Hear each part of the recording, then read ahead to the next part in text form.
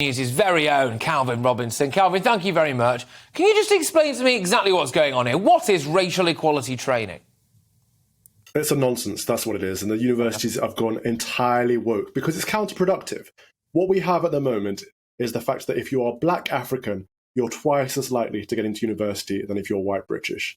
In fact, the entry rates for all ethnic minority groups are at all-time highs. So between 2006 and 2021, Black pupils had the biggest entry rate increase out of all ethnic groups. So that's up from 21% of Black people getting into university to 48.6% of Black people getting into university.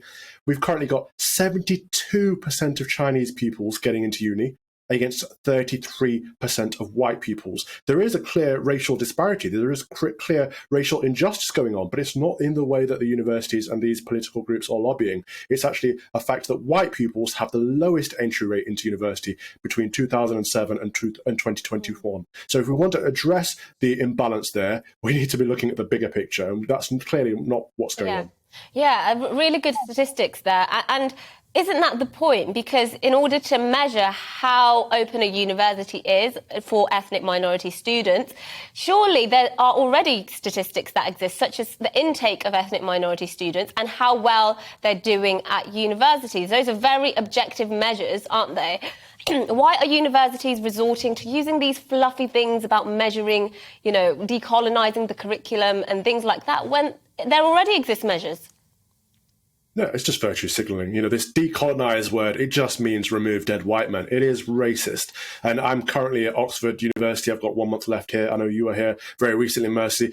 This has also gone woke. They're hosting racially segregated student groups at the moment. If you're a person of colour, they're inviting you to talk about a safe space, a refuge for safety. Safety from what? Is there some kind of KKK group going on in Oxford that I'm unaware of? This is not inclusive. It's not inclusivity, it's backwards, as is the whole decolonise movement. What about all these trigger warnings, Calvin? I'm seeing now that apparently there's going to be a trigger warning on the Little House on the Prairie, for example, and presumably other things as well. I did a thing on my Friday night show about nursery rhymes essentially being, I suppose you could say, de-racified or whatever. And Bar Black Sheep, for example, is obviously horrendously racist, and it turns out that she doesn't want to give her wool away. So all this kind of stuff is taking place. What's going on here? I mean, if I liked it, would I presumably have to jazz hand about it? Yeah, it's so sad, isn't it? These content notes, these trigger warnings.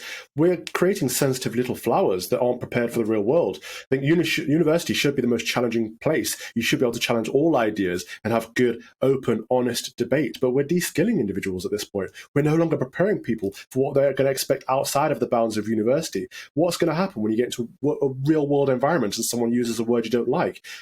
Bar Black Sheep is a great example, Patrick, because how is that racist? It uses the word black. The word black isn't racist.